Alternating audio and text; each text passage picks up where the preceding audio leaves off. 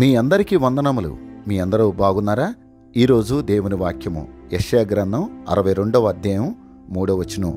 నీవు యెహోవా చేతిలో భూషణ కిరీటముగాను నీ దేవుని చేతిలో రాజకీయ మకుటముగాను ఉందువు.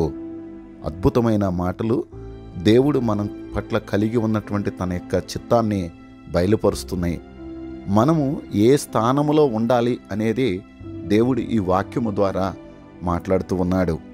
ఏ స్థానంలో ఉండాలి అని అంటే, తల్లిదండ్రులు తమ పిల్లల పట్ల ఒక స్థానం కలిగి ఉండాలని కోరుకుంటారు. అలాగే మనము విశ్వాసముతో నమ్మకముతో ఆయన మీద ఆధారపడి వెంబడించుతున్నటువంటి మన పట్ల కూడా దేవుడు ఒక తండ్రి వలె తల్లి వలె ఆలోచిస్తూ ఆయన కలిగి ఉన్నటువంటి ఆలోచనను ఈ వాక్యము ద్వారా తెలియచేస్తున్నాడు. ముందుగా భూషణ కిరీటము అంటే అందమైన కిరీటము అని అర్థం. అంటే ఈ లోకంలో మన యొక్క ప్రవర్తన, మన ఆలోచన, మన తలంపులు, మన జీవిత విధానం లోకానికి అందంగా కనపడాలి అనేది దేవుని యొక్క ఆశ.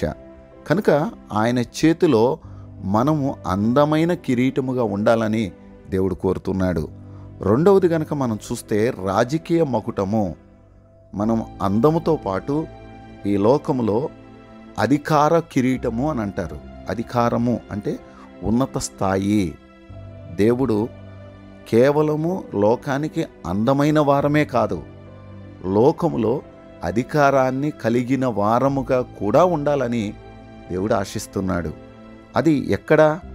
ఆయన చేతిలో రాజకీయ మకుటముగా దేవుని హస్తాలలో మన అధికారాన్ని పెట్టి ఈ లోకంలో ఆ అధికారాన్ని సద్వినియోగం చేసుకుంటే దేవుడే ఆ అధికారములో ఉన్నత స్థానాన్ని అనుగ్రహించి అనేకులకు దీవెనకరంగా నిలబెడతాడు.